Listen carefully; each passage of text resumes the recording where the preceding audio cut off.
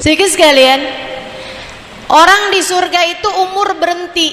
Nah kalau umur berhenti, kalau lahir bayi, bayi terus dong dia. Nggak ada yang mati juga di surga, Bu. Jadi Nabi Adam dan Siti Hawa faham mereka berdua tidak tinggal untuk surga, tapi untuk bumi. Caranya turun ke bumi gimana nih? Mereka nggak tahu. Sampai si iblis bilang, Dam, lo tahu nggak Dam, kenapa Allah larang lo deketin buah itu? Kenapa emang iblis? Nabi Adam tahu semua yang diomongin iblis kebalikannya. Sebab Allah jadikan antara Nabi Adam sama iblis adalah aduun, adalah musuh satu bagi yang lain. Gitu kan? Jadi Nabi Adam udah paham, nih musuh nih. Yang namanya musuh bersiasat kalau ngomong kan kebalikannya. Katanya si iblis gini, kamu kalau makan tuh buah, kamu bakalan kekal di surga. Oh, Nabi Adam dengan kecerdasannya faham, berarti saya kalau makan tuh buah, saya bakal diturunkan dari surga ini menuju ke bumi, tempat yang seharusnya saya berada. Jadi Bu, Nabi Adam makan dengan kesengajaan. Bukan juga dibujukin sama Hawa, ayo deh Dam, gue gak tahan nih Dam, ngidam kayaknya saya sama tuh buah, ayo deh. Gak ada Bu. Justru Nabi Adam ngajakin Siti Hawa, yaudah kita makan bareng-bareng tuh buah, biar kita diturunin ke bumi, jadinya kita tinggal di bumi melaksanakan misi kita dalam kehidupan. Salah apa enggak salah? Dosa apa enggak dosa? Kalau buat kita enggak dosa Bu, kita mah dikasih hadiah kalau begitu. Lo pinter, kan begitu? Tapi karena Nabi Adam, dia adalah seorang nabi, Allah enggak mau begitu. Caranya kamu jangan gitu Dam, nanti akan aku beli cara kenapa kamu tergesa-gesa. Maka teman-teman saya sekalian, Nabi Adam makan tuh buah, Siti Hawa makan tuh buah, tanasar lahumut thiyab, baju mereka segera berterbangan, diturunkanlah mereka ke atas muka bumi pisah-pisahan. Sayyidah Hawa, Siti Hawa diturunin di Jiddah, makanya namanya Jiddah, artinya adalah nenek. Jiddah itu artinya nenek Bu, saya panggil nenek saya Jiddah. Ibu-ibu sekalian, Nabi Adam kabarnya Bu diturunin di Palestina. Wah tuh, cari-carian berdua, kagak ada petunjuk jalan, nggak bisa nanya orang, paling bisa nanya dinosaurus kali. Nah, saya nggak tahu tuh zaman itu yang ada makhluk apaan aja. Sampai kemudian keduanya bertemu tanggal 9 hari Arafah di mana Bu? Tanah Abang. Di mana ketemunya? Di Padang Arafah, di Jabal Rahmah tuh ya. Nah itu di situ. Jadi ibu-ibu sekalian saya muliakan. Nah Nabi Adam seperti yang tadi saya sampaikan, sebenarnya kalau bicara salah, nggak salah juga. Nabi Adam malah justru cerdas mencari cara untuk menjalankan tujuannya.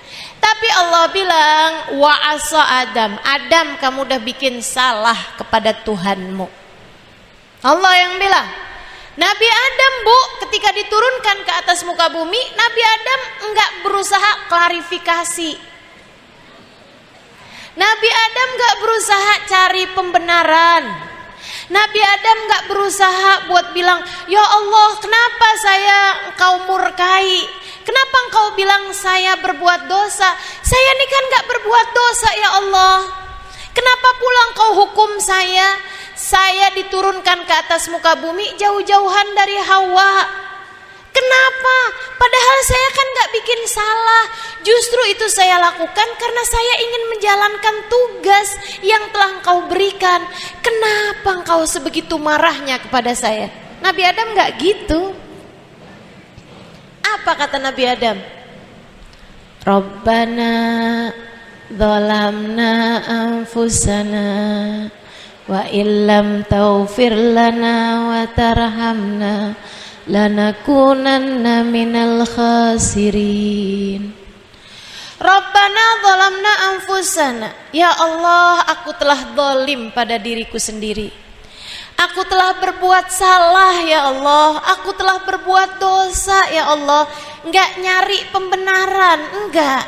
Maka saudaraku sekalian, di saat kita semua nih yang salahnya dilihat dari semua sudut salah, jangan suka nyari pembenaran. Nabi Adam aja tuh salahnya kalau ditinjau dari sudut sini nggak salah, kan begitu kan ya? Segitunya aja ngakuin kok kalau beliau salah. Dzalamna anfusana.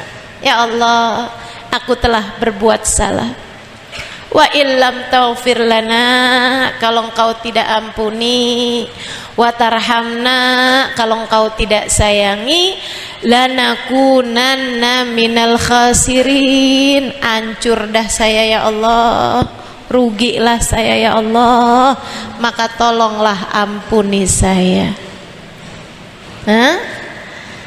Jangan suka cari pembenaran.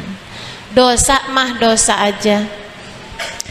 Kamu kok gitu sama suami, marah-marah mulu? Ya habisnya dia kayak begitu. Tuh namanya nyari pembenaran. Ayo,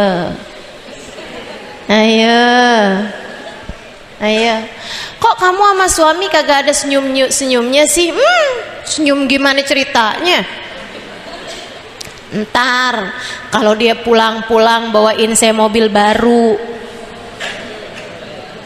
Ini cewek matre rupanya ya. Cewek matre ini dibuangnya kemana enaknya? Ke laut.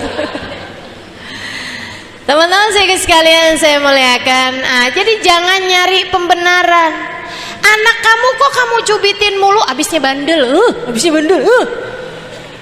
Kamu nyari pembenaran, teman-teman saya sekalian. Kamu berbuat salah. Nyakitin anak, salah apa nggak salah? Salah. Nyubit anak, salah apa nggak salah? Salah. Marah-marahin anak, salah apa nggak salah? Salah. Ibu-ibu saya sekalian, nggak ada anak nakal, nggak ada anak nakal. Yang ada adalah anak yang mencari perhatian orang tuanya tapi tidak tahu caranya. Kenapa anak sampai nyari perhatian dari orang tuanya? Karena orang tuanya yang tidak cukup memberi perhatian padanya.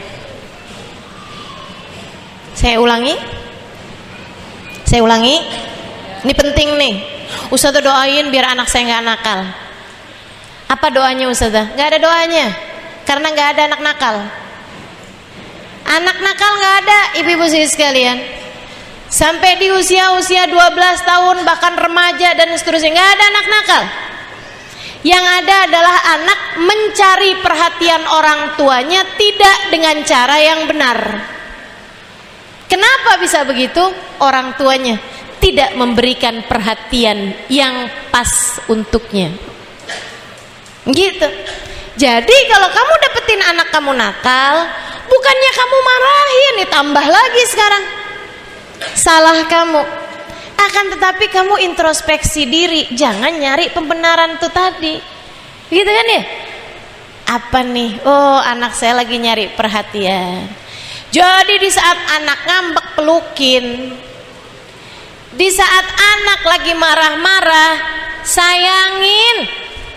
Di saat anak lagi berbuat sesuatu hal yang tidak menyenangkan, panggil, bilangin sama dia, "Nak, tahukah kamu adalah hadiah terindah yang Allah berikan dalam kehidupan mama." Gitu mestinya, Bu. Kok saya baru tahu ya Ustazah? Nah, Ibu nontonnya sinetron mulu.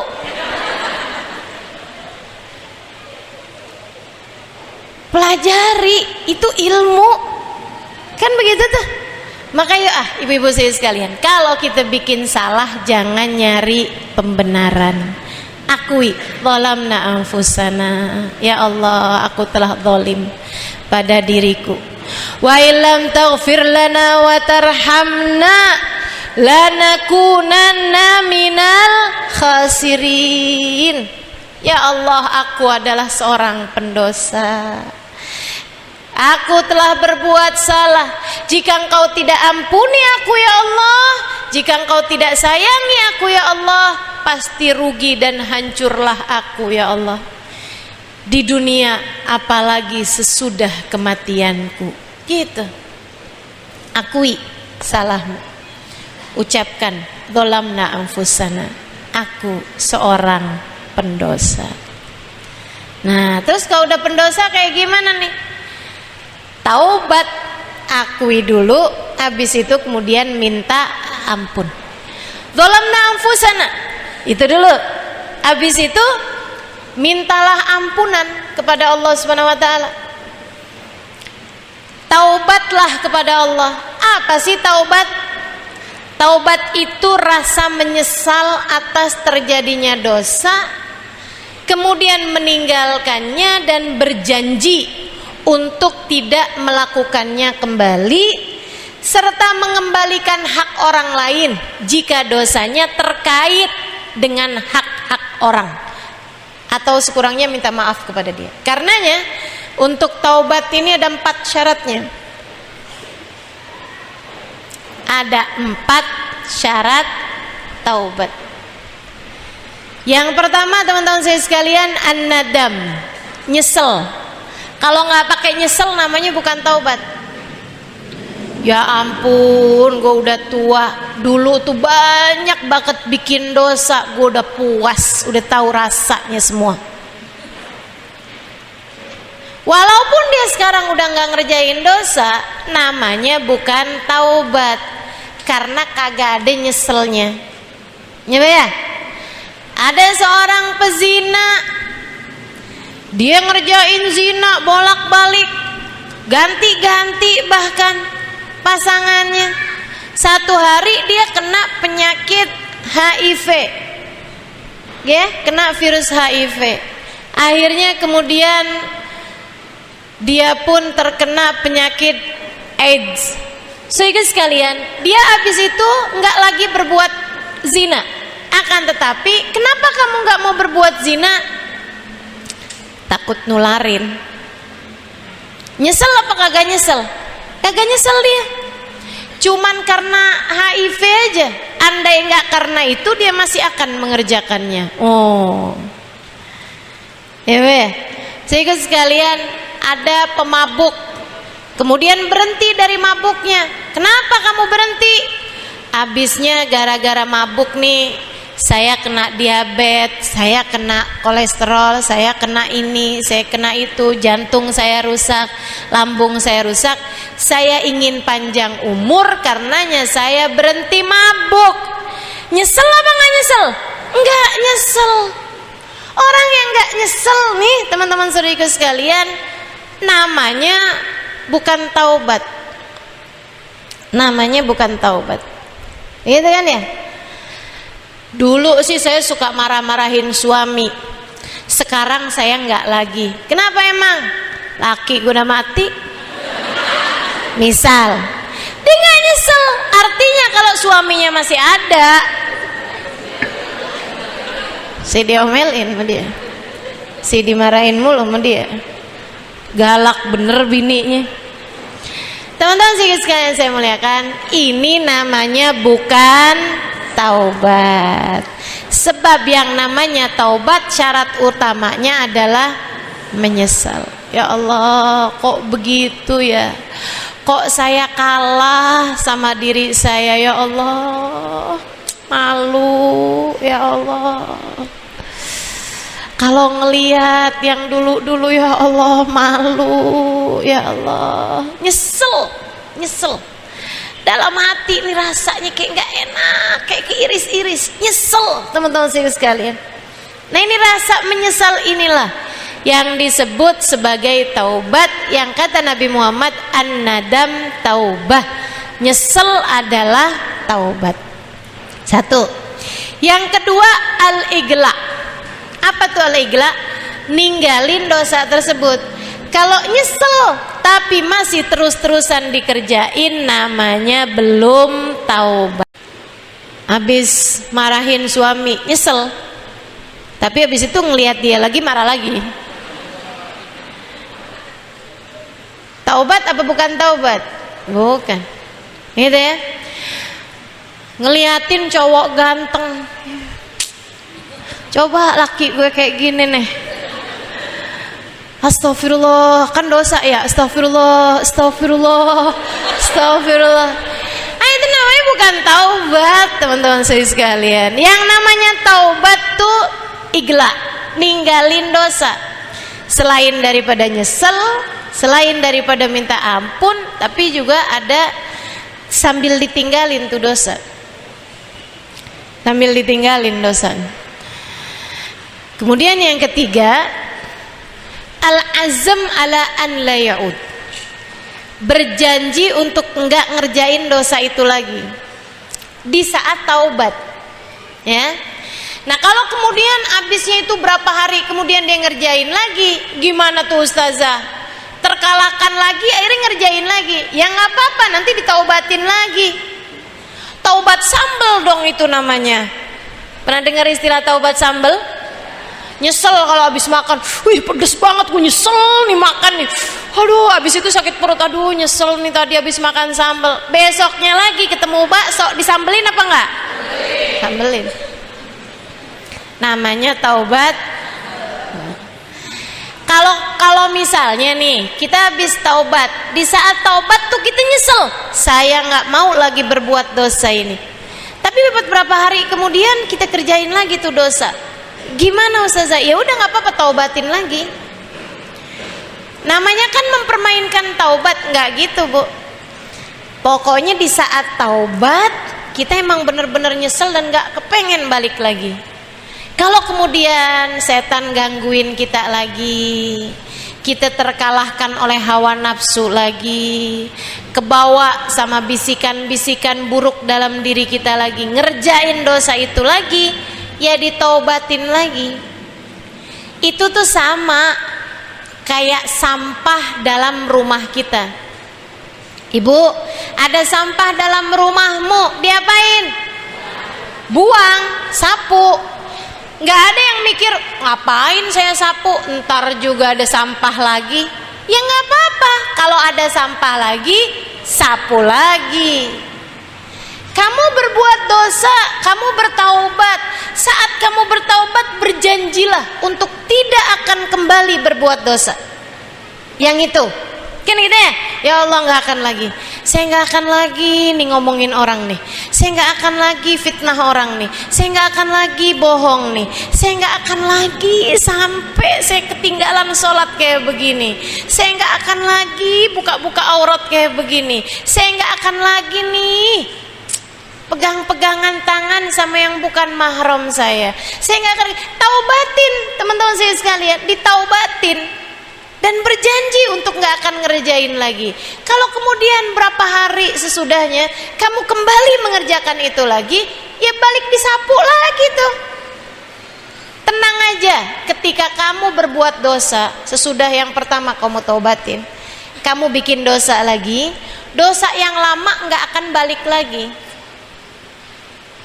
Karena yang udah ditaubatin udah kelar. Sama kayak sampah di rumahmu udah kamu bersihin, gitu ya. Ada sampah lagi, apakah dengan ada sampah lagi ya sampah-sampah yang kemarin balik lagi?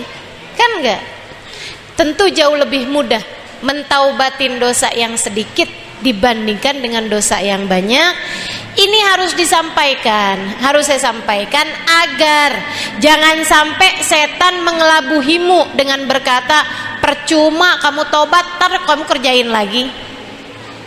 Setan soalnya suka gitu. Allah, sok-sokan lo kayak soleha, main taubatin dosa, besok-besok juga kamu kerjain lagi. Katanya siapa? Katanya setan. Bilang sama setan, gue taubatin dosa yang sekarang, kalau kemudian saya besok-besok kerjain dosa lagi, terkalahkan oleh hawa nafsu, saya akan kembali mentaubatinya lagi. Lagi pula siapa yang pasti bahwa besok atau lusa kita akan ngerjain dosa lagi? Siapa tahu habis itu kita meninggal? Kita nggak pernah tahu, teman-teman saya sekalian. Habisnya itu kita mati. Alhamdulillah, dosanya udah kita taubati, dosanya udah Allah bersihkan. Alhamdulillah. Kan begitu ya. Jadi ada 4 persyaratannya. Itu yang nomor 3. Yang nomor terakhir persyaratan taubat. Sedikit sekalian, pertama tadi apa? Menyesal. Yang kedua, meninggalkan perbuatan dosa. Yang ketiga, berjanji untuk tidak melakukannya lagi. Yang keempat nih Bu, kalau terkait sama urusan orang, kita mesti balikin hak orang tersebut atau kita minta maaf sama dia. Kita fitnah dia, kita bohongin dia, minta maaf.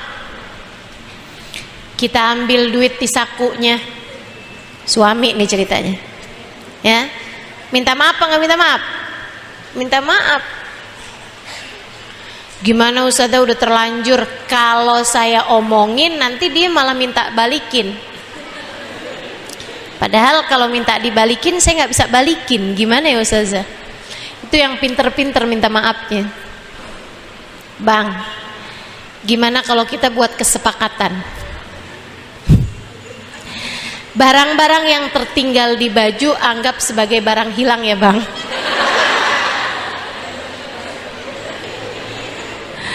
Gitu ya. Yang pinter-pinter Bu jadi istri tuh, yang pinter tapi yang menyenangkan, ya kan? Ya Sayyidah Aisyah, istri yang menyenangkan. Kita belajar buat jadi istri yang kayak begitu, insya. Ibu-ibu sekalian saya muliakan. Jadi kalau terkaitnya sama hak orang, misalnya pernah ngambil barangnya orang, pernah menguasai harta warisan orang, balikin. Itu syarat taubat. Jangan kemudian taubat sih nyesel, tapi barang-barang orang tetepnya nggak mau dibalikin sama dia. Hak-hak orang nggak mau dibalikin sama dia. Itu nggak memenuhi persyaratan taubat. Maka insya Allah mudah-mudahan bisa kita penuhin syaratnya taubat. Maka emang paling repot tuh dosa sama orang. Karena kan jadi panjang gitu. Syarat taubatnya tuh jadi lama, jadi jauh. Mesti minta maaf dulu sama orangnya. Iya kalau orangnya ngasih maaf. Kalau orangnya nggak ngasih maaf, tuh masih bergantung tuh. Gimana Ustazah kalau kayak begitu? Ya udah minta maaf terus-terusan. Tapi jangan terus-terusan banget yang bikin orangnya akhirnya jadi sebel. Kasih waktu, kasih jeda. Maaf ya, dulu tuh yang fitnah kamu tuh saya. Waduh marah banget kan. Tapi maafin ya. Sembarangan, waduh marah dia. Kalau kira-kiranya, kata Imam Ghazali nih, kalau kira-kiranya kamu sebutkan kesalahanmu secara khusus akan membuat dia semakin marah, padahal lukanya udah mulai sembuh, dia udah mulai bisa lupa. Tapi kalau kamu sebutin lagi kesalahan tersebut, bakal bikin dia semakin marah atau malah justru jadi inget lagi sama masalahnya dulu. Nah itu kamu minta maafnya secara umum aja. Maafin ya semua salah saya, yang kamu tahu, yang kamu nggak tahu. Itu umum. Meskipun kalau urusannya sama materi, kamu emang mesti balikin. Kamu mesti balikin. Kecuali kalau kamu minta maaf dan dia memaafkanmu. Dulu inget nggak kamu pernah hilang sendal di masjid? Oh iya inget, tuh kan kita jalannya bareng waktu itu ya. Iya sih. Emang kenapa tuh? Kamu sekarang inget lagi? Saya sekarang mau minta maaf sama kamu. Kenapa emang? Yang ngambil sendal kamu dulu saya. Nah kalau kayak begini gimana nih? Kalau dia minta maaf, kalau dia ngasih maaf, alhamdulillah. Kalau enggak, kamu mesti beliin sendalnya, ya kan? Yang kurang lebih harganya sama, yang kurang lebih nilainya sama, kamu balikin sama dia, gitu. Udah nggak apa-apa teman-teman saya sekalian, malu di dunia mendingan daripada malu di akhirat. Repot loh itu. Kalau urusannya sama materi, kata Nabi Muhammad nih, danik min haram, sedanik dari haram. Berapa tuh sedanik? 5.000 kali, 10.000 kali bu, 10.000 kebeli nggak sendal? 10.000 kebeli sendal jepit kali ya. Sendal jepit aja udah lebih deh kayaknya dari 10.000. Itu ibu-ibu sih sekalian, dari yang haram. Jadi ada uang 10.000 bukan punya kamu, kamu ambil tuang, gitu ya. 5.000, 10.000 bukan hak kamu, atau kue misalnya yang senilai segitu, atau bolpen orang misalnya, atau lipstik orang misalnya, atau apa aja yang nilainya segitu bu. Ustazah lipstik mana 5.000? Ya udah segini lipstiknya, udah dikit misalnya gitu kan. Sehingga sekalian, dari yang haram kamu dapat itu bukan punya kamu tapi kamu kuasai. Nabi Muhammad bilang harus kamu bayar di akhirat dengan 70 sholat fardu yang diterima di sisi Allah. Yang diterima di sisi Allah. Yang diterima di sisi Allah. Kita punya 70 sholat fardu yang diterima di sisi Allah. Apa enggak haji kita nggak tahu? Harus kamu bayarkan buat bayarin hak orang. Cuman satu danik, cuman senilai 10.000 atau 5.000 itu teman-teman saya sekalian. Makanya udah ada urusan sama orang susah. Susah. Makanya bu, yang paling repot di akhirat tuh, saya perkirakan nih, orang yang korupsi. Kan korupsi kan kagak dikit ya. Kayak gimana tuh dia bayar pakai apaan coba? Aduh, repot bener. Makanya ibu-ibu sekalian, dah jauhin dosa, terutama kalau menyangkut hak orang lain. Selebihnya dosa antara kita sama Allah Subhanahu wa taala, nah kita mintain maaf. Dari berbuat dosa menempuh jalan taubat. Sekarang pembahasan terakhir, saya mau ngasih tahu sama ibu-ibu tips meninggalkan dosa. Kalau suka ada nih di antara kita nih ya Allah gimana caranya ninggalin dosa. Buat adik-adik misalnya gini, pacaran nih ustazah dosa saya. Saya tuh udah suka taubat loh ustazah, kalau lagi jauh. Tapi begitu ketemu, ya aduh, gak kuat. Kalau udah ketemu, udah deh tuh. Apalagi kalau saya bilang kita putus ya, dia bilang jadi kita putus nih, kamu gak nyesel? Oh jangan. Ada tuh yang suka gitu. Ya Allah, ya Allah.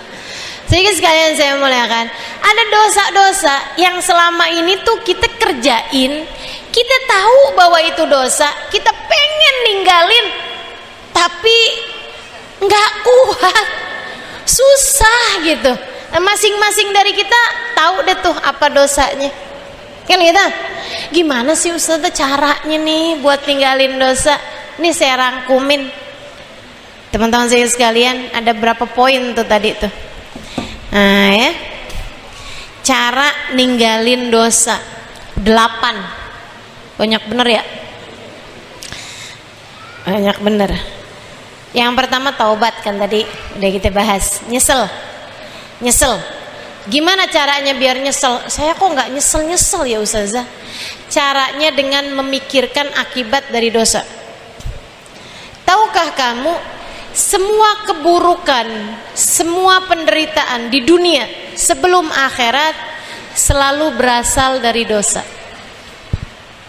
Semua yang gak enak datang dalam hidupmu, ya, ini disebabkan perbuatan dosamu. Kata Allah, ma asabatkum min musibah illa fa bima kasabat aidikum. Tidaklah menimpa kepada kalian satu musibah melainkan disebabkan perbuatan dosa kalian sendiri. Ustazah, anak saya kok susah banget ya, nggak mau dengar ucapan saya. Pasti karena dosa kamu. Ustazah kok ini rezeki seret banget ya. Taubatin, ada dosa kamu tuh. Saya kok suami gak sayang ya sama saya, hatinya tuh kayak bercabang kemana-mana, gak bisa sayang gitu sama saya. Pasti karena dosa kamu. Tuh teman-teman saya sekalian. Atau bahkan saya kenapa gak bisa cinta sama suami saya, pasti karena dosa kamu. Beneran Ustazah, beneran. Teman-teman saya sekalian, ada seorang laki-laki ngadu sama gurunya, Syekh, kenapa saya tidak bisa mencintai istri saya seperti dulu lagi? Saya punya istri, saya udah kawin sekarang 10 tahun, tapi saya ngeliatin dia tuh, saya nggak kayak yang dulu gitu. Ustadz, kenapa saya ngelihat istri saya sekarang nggak seperti saya melihatnya yang dulu? Yang dulu ya ampun, dah kayaknya nggak ketemu sama dia sehari rasanya kayak setahun. Sekarang waktu pengantin baru tuh, ya Allah, rasanya tuh kayak saya nggak sanggup hidup tanpa dia gitu. Sekarang kayaknya kenapa mesti ada dia sih dalam hidup saya. Dulu saya lihat nggak ada perempuan lebih menarik daripada dia. Sekarang saya lihat semua perempuan menarik kecuali dia. Kesian nih kan? Kesian nih. Sian banget nih. Siapa yang kesian? Dua-duanya. Istrinya kesian, suami juga kesian loh ini. Karena kan dia nggak sayang, nggak cinta sama istrinya, padahal kan tiap hari ketemu sama istrinya ya. Kan kesian, penderitaan buat dia. Ketemu sama orang yang dia nggak cinta gitu. Tiap hari pula. Jadi gurunya kemudian nanya, oh, emang istri kamu sekarang kayak gimana? Ya kayak dia. Nggak, maksud saya apa jadi nggak cakep gitu? Karena mungkin udah lama nikah. Enggak sih, istri saya cantik kok, tetep aja kayak dulu. Mungkin sekarang ukuran badannya berubah. Dulunya M, sekarang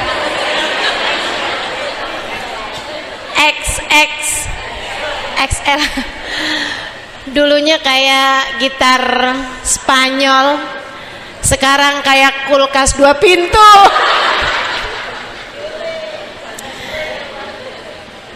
Katanya dia, enggak Ustadz, sama tetap.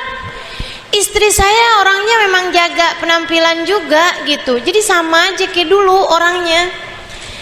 Mungkin istri kamu sekarang nggak dandan kok, tetap aja kayak dulu. Mungkin istri kamu orangnya akhlaknya kurang baik sama kamu, suka ngomel-ngomel, lama-lama kan kalau sering diomelin nggak cinta juga bu. Sesayang-sayangnya orang sama kamu, kalau kamu omelin terus-terusan, hilang cintanya. Kagak ada tukang ngomel dicintain sama orang tuh, nggak ada. Jadi ibu-ibu sekalian, ustadznya bilang begitu, dia bilang, enggak Ustadz, istri saya tuh baik, akhlaknya bagus, nggak pernah marahin saya. Kurang perhatian mungkin sama kamu sekarang? Enggak juga, perhatian sama saya, nggak pernah ada salahnya, nggak pernah ada kurangnya. Oh, saya tahu kenapa. Jadi istri kamu nggak berubah dari waktu kamu kawinin dulu 10 tahun yang lalu. Nggak berubah. Tampilannya, akhlaknya, semuanya nggak berubah. Sayangnya dia sama kamu, perhatiannya sama kamu nggak berubah. Tapi yang dulu kamu cinta mati sama dia, iya. Yang sekarang kamu nggak cinta lagi sama dia, nggak ada Ustaz. Saya ngelihat dia malahan enek.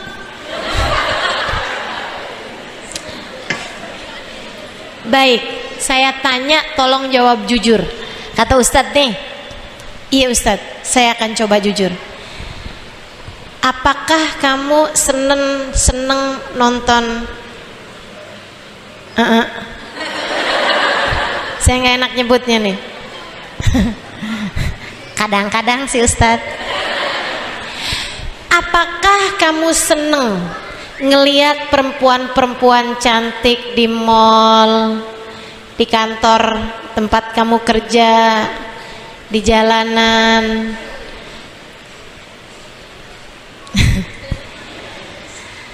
terutama kalau dia pakai pakaian yang seksi. Ustadz, kok tahu Ustadz?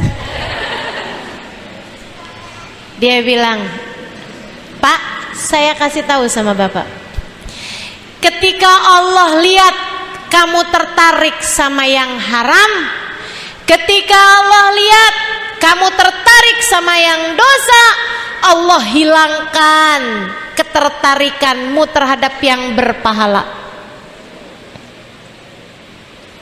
Ketika Allah lihat hatimu tertarik kepada dosa, Allah akan menghilangkan kenikmatan dari yang halal. Demikian juga denganmu, Bu. Demikian juga denganmu, Bu. Maka kalau kamu merasa, kok saya nggak bisa cinta sama suami saya, ibu-ibu, maaf, harus saya tanyakan padamu, apakah hatimu tertarik kepada suami orang? Sebab ketertarikanmu kepada yang haram membuatmu kehilangan rasa dari yang halal. Ketertarikanmu terhadap dosa membuatmu kehilangan rasa kepada yang seharusnya dicinta. Jelas? Jadi ibu-ibu saudara sekalian, semua petaka di atas muka bumi ini berasal dari dosa. Semua tanpa terkecuali. Apapun yang bikin hidupmu susah, itu sumbernya dosa, Bu, nggak ada yang lain. Nggak ada yang lain. Sebagaimana apapun yang bikin kita senang di kehidupan dunia ini, sumbernya adalah pahala dan kebaikan yang kita lakukan, baik kepada Allah ataupun kepada sesama umat manusia. Ini baru di dunia, Bu. Belum lagi saat kamu mati. Kematianmu nanti, husnul khatimah atau su'ul khatimah, semuanya bergantung dari pahala atau dosakah yang banyak kamu kerjakan di atas muka bumi ini. Ada berapa banyak dosa membuat lisanmu terhalang dari berucap kalimat syahadat di saat akhir kehidupan. Berhati-hatilah. Ada orang kerjaannya, ibu-ibu sekalian, jualan di pasar. Waktu dia mati sakaratul maut, tiap kali ditalkin la ilaha illallah, dia bilang timbangan.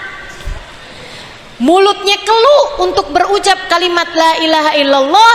Setiap kali dia mengucap kalimat la ilaha illallah, dia bilang timbangan.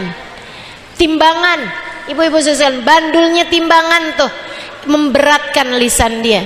Imam Malik ketika ditanya perkara ini, kata Imam Malik, dia adalah orang yang suka memainkan timbangan waktu hidupnya di dunia. Dosa mencegahmu dari kematian membawa iman. Hati-hati, saudara sekalian, hati-hati. Makanya mesti kita taubatin tuh dosa. Kalau udah mati nggak bawa iman, apalagi yang bisa kita harap? Dosa bikin kamu dihisab di dalam kubur. Dosa bikin kamu mendapatkan azab kubur. Dosa bikin kamu gak selamat di padang mahsyar. Dosa bisa bikin kamu tenggelam dengan lautan keringatmu sendiri di saat manusia berada di dalam padang mahsyar. Dosa bikin kamu panik di saat amalmu ditimbang. Dosa bikin kamu panik di saat dibuka layarnya di hadapan keseluruhan manusia. Pada hari di mana di saat ditampilkan dosa-dosa di hadapan keseluruhan manusia, dari malunya sampai terkadang daging mukamu berguguran hari itu, meleleh dari malunya. Dosa membuatmu tidak selamat di saat melewati jembatan Sirat. Dosa jika tidak diampuni Allah, satu saja dapat menjadikan kakimu tergelincir saat melewati jembatan hingga kamu harus masuk ke dalam api neraka.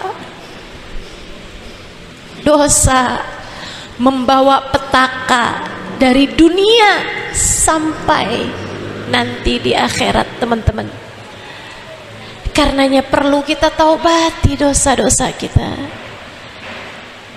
Berjanjilah untuk tidak kembali melakukan dosa tersebut. Berjanjilah tidak ada yang membuat hina hidup kita kecuali dosa yang sudah kita perbuat. Itu satu tips meninggalkan dosa.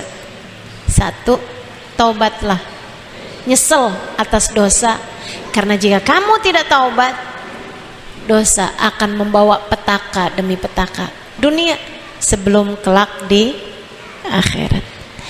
Yang kedua, kamu mesti percaya bahwa kamu bisa ninggalin dosa. Jangan kemudian percuma, saya tobat juga percuma, ntar saya balik lagi tuh ngerjain dosa tuh. Jangan teman-teman saya sekalian, percayalah. Jangan percaya sama diri kamu, tapi percaya bahwa Allah akan menjagamu. Jangan percayanya sama diri, percayanya sama Allah. Kalau sama diri kita, emang bu, nih bandel diri nih, bandel nih diri nih, jangan percaya. Saya taubat, dirinya bilang, alah lo juga palingan ngerjain lagi. Enggak, saya akan kuat hati. Ya, liatin aja, besok-besok kamu ngerjain lagi. Karena kamu percayanya sama diri. Tapi kalau kamu percayanya sama Allah, kamu bilang, ya Allah, saya nggak percaya sama diri saya. Nih saya taubat nih dari dosa ini nih ya Allah. Saya nggak mau lagi ketemu sama dia. Nanti saya pacaran lagi nih ya Allah. Saya nggak mau lagi ya Allah. Saya nggak mau. Tolongin saya ya Allah. Berikan kekuatan hati saya untuk bisa menghindari dosa ini ya Allah. Tolong saya ya Allah. Nangis kamu minta kepada Allah Subhanahu Wa Taala. Allah ijabah, teman-teman saya sekalian. Allah ijabah. Tahu-tahu semua Allah dihindarin. Tuh orangnya tahu-tahu pindah kemana. Tuh cowoknya tiba-tiba dianya sendiri yang mutusin kamu. Nah kalau dia yang mutusin nih, hati kadang suka nggak terima juga, sembarangan. Kenapa dia yang mutusin ya? Padahal emang kamu juga emang mau putus gitu kan? Takut mendosa. Tapi dengan dia yang mutusin, padahal itu kan pertolongan dari Allah. Kamu malah mau bilang, liatin ya, gue cari yang lebih cakep daripada dia. Lah, dari dosa pindah ke dosa. Nah tuh, teman-teman saya sekalian, dibantu sama Allah Subhanahu Wa Taala. Minta sama Allah, minta sama Allah, minta sama Allah.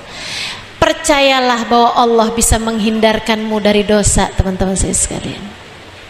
Itu yang kedua. Kemudian yang ketiga, ada berapa semuanya? Banyak banget ya. Yang ketiga, hindari kesempatannya. Nah nih, yang pertama kamu taubatin, ingetin akibat dari dosa. Yang keduanya tadi, percaya bahwa Allah akan bisa menjagamu sehingga tidak lagi berbuat dosa. Kemudian yang ketiga, hindari kesempatannya. Hindari kesempatannya.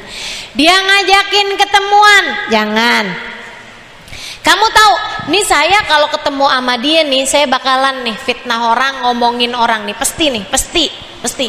Ya udah, kalau dia lagi ngajak ketemuan, kamu jangan mau. Temen-temen yang membawa kamu kepada perbuatan dosa, hindarin, saudara sekalian, hindari. Ustazah, yang bikin saya bikin dosa nih suami, kan kita nggak bisa hindarin dia. Hindari pemicunya. Saya ustazah tiap ketemu suami saya marah dah sama dia. Saya marah pokoknya. Pasti kita berantem nih ustazah tiap ketemu. Ya udah kalau gitu hindari. Bukan hindari ketemunya, hindari pemicunya. Jauhin tuh dari wajan-wajan, piring-piring, apalagi pisau-pisau. Hindari, maksudnya yang memicu kamu buat marah. Tiap kali suami kamu ngomong apaan, apa nih yang bikin micu? Tiap kali kamu ngomongin masalah apa, ini nih yang bisa bikin marah. Hindarin. Hindari percakapan-percakapan dengan suamimu yang membuat kamu marah, bertengkar sama dia gitu. Hindari pemicunya, hindari kesempatannya. Tapi udah datang sendiri tuh Ustazah. Gimana tuh? Misalnya ya kalau urusannya memarah, teman-teman saya sekalian. Begitu kamu marah, pamitan ke kamar mandi. Kenapa gitu? Karena kata Nabi Muhammad, marah tuh dari setan. Setan tuh dibuat dari api, api padamnya dari air. Maka apabila kamu marah, pergilah wudu. Kata Nabi gitu.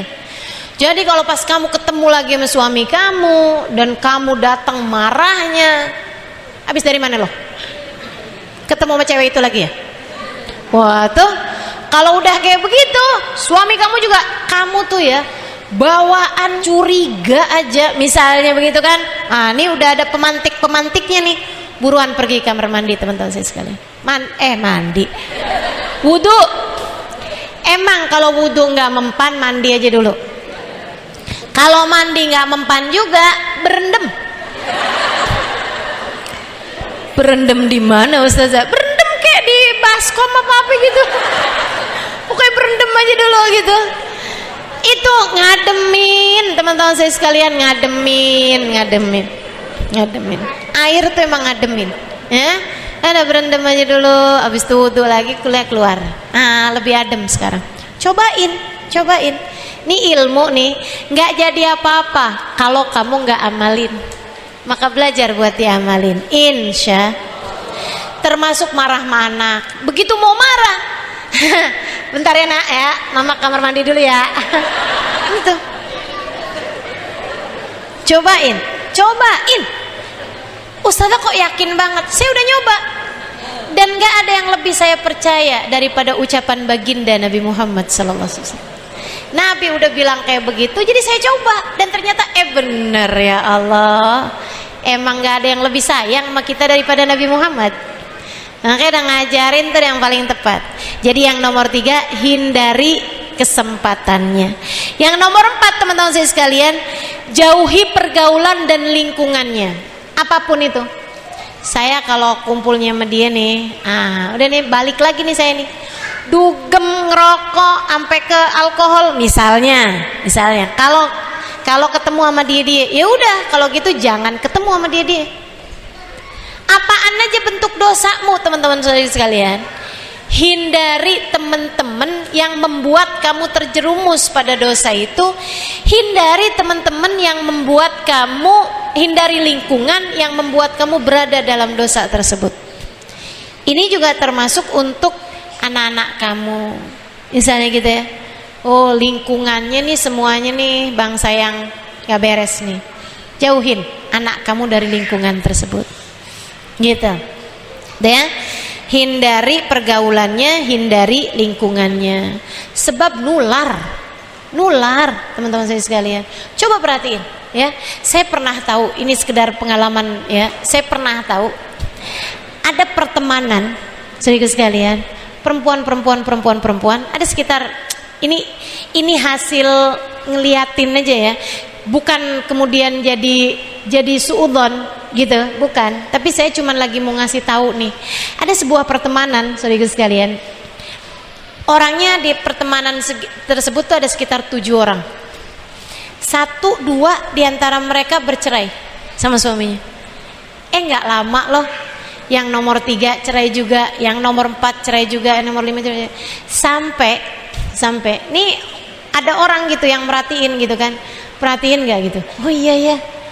Ya Allah, saya mau belajar aja nih ya Allah. Tinggal 1 waktu itu yang nggak bercerai dari suaminya dan bertahan cukup lama, tapi bercerai juga kemudiannya. Ternyata memang saudaraku sekalian, tuh yang namanya lingkungan, pergaulan itu subhanallah ngaruhnya tuh luar biasa. Ya ibu-ibu coba bayangin aja deh. Kamu punya suami, temenannya sama orang-orang yang udah bercerai-cerai gitu sama suaminya, misalnya gitu ya. Kemudian kamu, bukan artinya kalau gitu Ustaz kita jangan temenan sama janda, bukan. Saya nggak lagi ngomong gitu. Ini jangan salah paham sama saya ya. Saya juga banyak kok punya temen janda, tenang. Saya. Ini gini nih, kamu bayangin aja gitu. Misalnya nih, ada pertemanan yang sangat erat gitu ya. Di saat kamu mengadukan tentang suami kamu, misalnya kayak gini, gue pegel nih sama laki gue. Kenapa emang? Iya, ternyata dia ada main sama cewek gitu misalnya gitu ya. Terus nih dia nih yang udah bercerai nih. Ya, lo tahu sendiri kan. Dulu kenapa gue cerai sama laki gue. Terus sekarang abis lo cerai sama laki gue kayak gimana? Wah, hidup gue damai. Tenang banget, gak dipusingin sama urusan laki. Dia nih bilang nih, di saat kemudian kita pulang ke rumah, kemudian pusing ngadepin dia, tuh pikiran tuh, hidup gue damai. Gue sekarang gak dipusingin sama laki. Kayaknya yang hidup gue pengen damai, hidup gue pengen gak dipusingin sama urusan laki. Gitu dah tuh, kebalik nih pikiran nih, tuh kayak gitu. Tapi kalau kamu di saat kamu punya teman-teman yang di saat kamu lagi ngadu sama dia nih, saya pusing dah urusan sama suami saya. Kenapa emang? Suami saya nih ada urusan sama cewek. Semua rumah tangga kayak begitu. Pasti ada aja nih orang ketiga, keempat mang suka dateng nih. Penyakit nih dia nih. Emang pasti semua rumah tangga mah kayak gitu. Bertahan, bertahan. Jangan mau kamu serahkan suami kamu yang sebenarnya orang baik itu, kamu kemudian bersaing, kamu kemudian kasihin sama saingan kamu itu. Jangan. Ayo, kamu kuat. Kamu kuat. Kamu adalah seorang perempuan hebat. Suamimu adalah surga, jalan surga bagimu. Ingat itu, kata Nabi begitu. Yang kita dengar dari kajian ustazah waktu itu. Suamimu jalan surga bagimu, kata ustazah kayak gitu. Udah, surga emang berat, kata ustazah kan gitu. Hadiahnya surga nih, surga berat, jadi kerjaannya juga berat. Kalau ringan kerjaannya, hadiahnya kipas angin. Ayo sekarang, kamu harus bertahan teman, bertahan. Saya bantuin doa. Kan gitu, enak. Begitu kita pulang ngadepin suami kita, suamimu jalan surga bagimu. Terngiang-ngiang nih ucapan teman. Makanya teman-teman saya sekalian, jangan biarkan setan masuk lewat diri orang-orang di sekitarmu. Milikilah pergaulan yang baik, milikilah lingkungan yang sehat. Insya Allah. Yang berikutnya, nomor berapa? 5. Milikilah kontrol diri. Milikilah kontrol diri teman-teman saya sekalian. Milikilah riyadhatun nafs kalau dalam bahasa Arab. Ya, kontrol diri. Dirimu ini remote-nya jangan kasih pegang sama orang. Peganglah sama dirimu sendiri dan berlatihlah untuk punya kontrol diri. Jangan segala-gala yang dipengenin sama hawa nafsumu kamu kasih. Ini lagi hadir ngaji kayak begini, dirinya ngajakin, udah deh berat, mendingan tidur aja yuk, jangan diikutin. Ya udah berat-berat didengerin, kan gitu tuh. Ringan kok, apanya yang berat? Ustazah Halimah kan bahasanya ringan. Dengerin, bujukin hawa nafsu untuk ngerjain apa yang dia beratin. Kalau kamu terbiasa melakukan itu, misalnya gitu ya, nih enak nih kayaknya makan bakso, jangan. Sekarang waktunya makan siang, mendingan makan siang yang sehat, kan gitu. Miliki kontrol, teman-teman saya sekalian, miliki kontrol. Ini siang-siang kayak begini nih,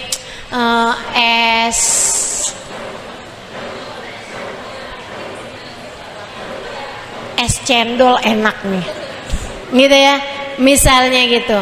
Atau yang agak-agak berbahaya, soda nih, enak nih. Yang itu dah, banyakin es, enggak haram, tapi kan kurang sehat. Ya kan ya gitu ya. Nah, miliki kontrol teman-teman saya sekalian, miliki kontrol. Waktunya buka puasa. Ini kalau kamu nggak milikin kontrolnya, ayo tuh pedes-pedes kamu makan, panas-panas kamu makan, es-es kamu makan. Waduh. Akhirnya yang terjadi apa? Sakit badan kamu teman-teman saya sekalian. Miliki kontrol. Jangan pernah biarkan remote hidupmu dikuasai sama hawa nafsumu. Milikilah kontrol. Pagi hari ini mau pengajian atau arisan ya? Mau pengajian atau shopping di mall ya? Pengajian. Kan begitu? Miliki kontrol terhadap diri sendiri. Apa yang kamu inginkan enggak selalu kamu beri. Jangan kasih semua yang dipengenin sama hawa nafsumu, dan hindari apa yang sebaiknya tidak kamu lakukan. Jangan biarkan kontrol dirimu dipegang sama hawa nafsu. Latih dari yang kecil-kecil, teman-teman saya sekalian. Latih dengan puasa makan, puasa kurangi tidur, puasa ngomong, gitu ya. Semakin banyak kamu latihan. Ini saya kalau biarin mulut saya nih ngomong nih macam-macam nih yang diomongin. Jadi kontrol. Gitu. Nah itu ya. Itu yang nomor 5. Yang nomor 6, bangun kebiasaan baik. Bangunlah kebiasaan yang baik. Misalnya, dulu-dulu belum kebiasaan bangun sebelum subuh. Sekarang cobain. Bangun kebiasaan bangun sebelum subuh. Biasa-biasa habis selesai sholat langsung berdiri aja, nggak pakai dikir-dikirannya. Sekarang mulain. Bangun kebiasaan dikir sesudah sholat. Misalnya gitu ya. Dulu-dulu nggak punya kebiasaan sholat duha di pagi hari. Ayo bangun. Bangun kebiasaan sholat duha di pagi hari. Jadi milikilah kebiasaan-kebiasaan yang baik. Nanti itu teman-teman sekalian, kalau kamu terbiasa membangun kebiasaan yang baik, kebiasaan yang buruk dengan sendirinya akan hilang. Gitu. Jadi kalau kamu punya kebiasaan-kebiasaan yang baik, lama-lama akan terhindar dari perbuatan-perbuatan dosa yang menjadi cara kita tadi nih ya, tips meninggalkan perbuatan dosa. Yang ketujuh, saudara sekalian, ini juga ampuh banget. Tiap kali bikin dosa istighfarin. Jangan satu kali, jangan 2 kali, tapi di bilangan atau di waktu yang bikin kamu jadi terhindar dari berbuat dosa. Misalnya, mastiin diri, tiap kali saya berbuat dosa, ya, tiap kali saya berbuat dosa, saya akan istighfar 100 kali. Misal kayak begitu. Jadi habis, ya ampun bikin dosa lagi nih, ya Allah kok nonton yang nggak bener ya. Misal duduk, Astagfirullah 100 kali. Misal gitu. Saya nyebut 100 kali itu nggak harus ya, terserah kamu mau berapa gitu. Tapi maksud saya jangan di bilangan yang sedikit, karena tetap aja tuh nanti kebiasaannya ringan. Kebiasaan buruk kamu ngerjain dosa tuh tetap ringan. Tapi dengan kamu kasih bilangannya 100 kali, itu kan akan jadi bikin hawa nafsu kamu tuh nggak tuman gitu. Sehingga sekalian, ini kan kita bikin dosa nih tuman. Tuman nggak? Kebiasaan gitu. Nah kalau udah kebiasaan, kan dia jadi enak aja ngerjainnya. Dengan setiap kali kamu bikin dosa, kamu susuli dengan istighfar, nanti kamu jadinya nggak tuman, nggak kebiasaan, nggak jadi dosa tersebut sebagai sebuah kebiasaan.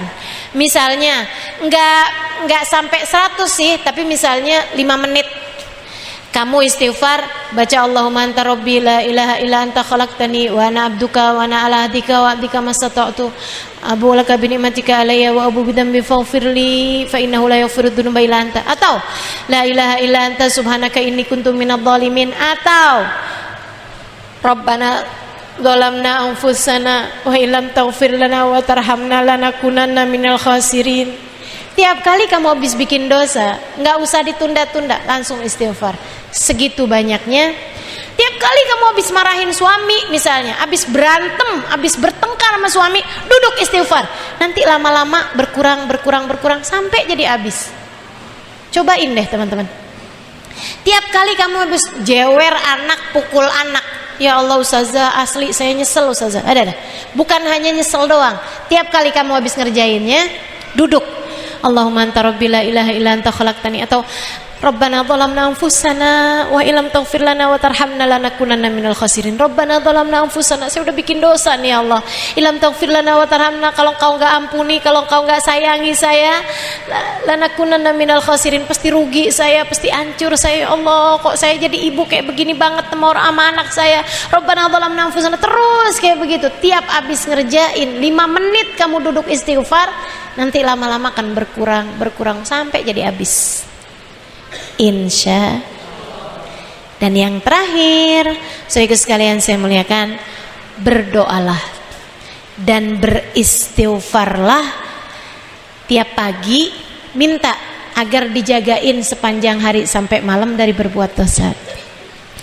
Saya ajarin sebagai bagian terakhir dari kajian ini, yang diajarin sama Nabi Muhammad kepada Sayyidah Fatimah Zahra putrinya.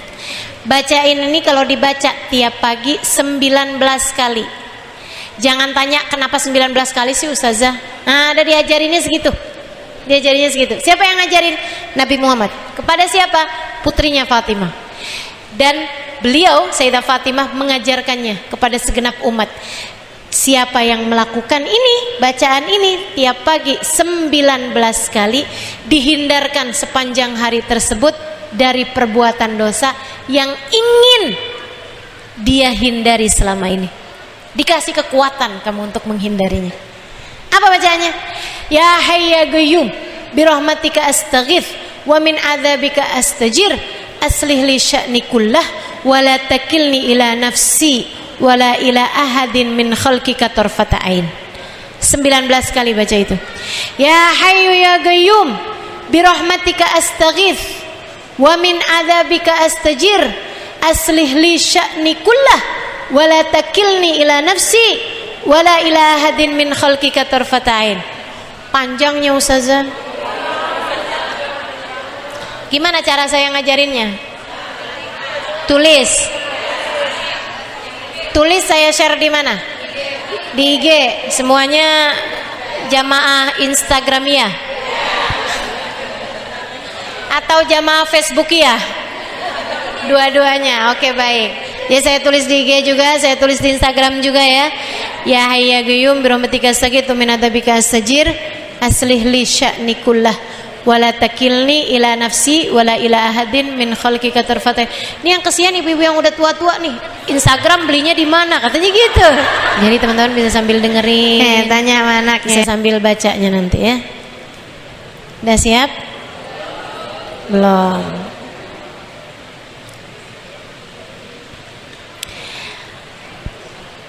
Saya rasa ada di Hulasah ya, zikir pagi ya, zikir pagi siang. Nah itu, cuman di situnya aja tuh yang zikir pagi sore maksud saya. Di Al-Wirdul Latif ya, ada ya. Coba nanti bisa dirujuk juga bagi yang punya catatannya. Nah, saya akan bacakan sekarang. Ayo tekan tuh bagi yang sedang rekam. Bismillahirrahmanirrahim. Ya Hayyu ya Qayyum birahmatika astaghits wa min adzabika astajir, aslih li sya'ni kullah wa la takilni ila nafsi wa la ila ahadin min khalqika tarfata ain.